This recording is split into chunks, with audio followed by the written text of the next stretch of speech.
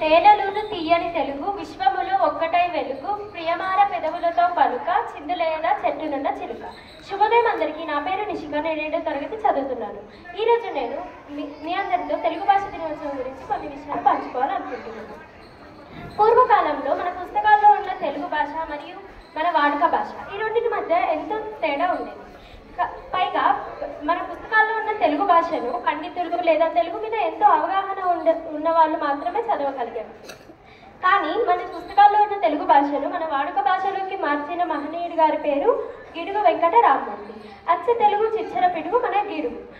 ఆయన 1863వ సంవత్సరంలో జన్మించారు మరియు 1940 సంవత్సరంలో మరణించారు. ఆయన మన పుస్తకాల్లో ఉన్న తెలుగు భాషను మన వాడుక భాషలోకి మార్చడానికి ఎంతో కృషి చేశారు. ఆయన అంత కృషి చేయడం వల్లే ఈరోజు మనం తెలుగు ఇంత స్పష్టంగా పలకగలుగుతున్నాము. ఆయనకు తెలుగు మీద ఎంతో అవగాహన ఉన్నది. తెలుగు మీద ఉన్న అవగాహనతో ఆయన మన గ్రాంధిక భాషను మన వాడుక భాషలోకి మార్చగలిగారు. ఈరోజు మనం తెలుగును ఇంత స్పష్టంగా పలకగలుగుతున్నామంటే దానికి కారణం ఆయన. కాబట్టి ఆయన పుట్టినరోజు సందర్భంగా మనం తెలుగు భాష దినోత్సవాన్ని జరుపుకుంటాము. చివరిగా నేను చెప్పాలనుకుంటున్నది ఏమిటంటే దేశ భాషలంతా తెలుగు లెస్స. అంటే దేశంలో ఎన్ని భాషలున్నా అన్ని భాషల కన్నా తెలుగే గొప్ప భాష. కాబట్టి మనం ఆ భాషను ఎప్పుడూ మర్చిపోకూడదు.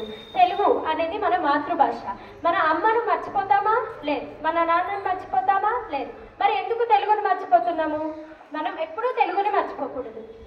మనం ఏ దేశంకి వెళ్ళినా మన మాతృభాషలో ఎప్పుడు గుర్తుపెట్టుకోవాలి. తెలుగులో ఎప్పుడు మాట్లాడుతూనే ఉండాలి. ధన్యవాదాలు.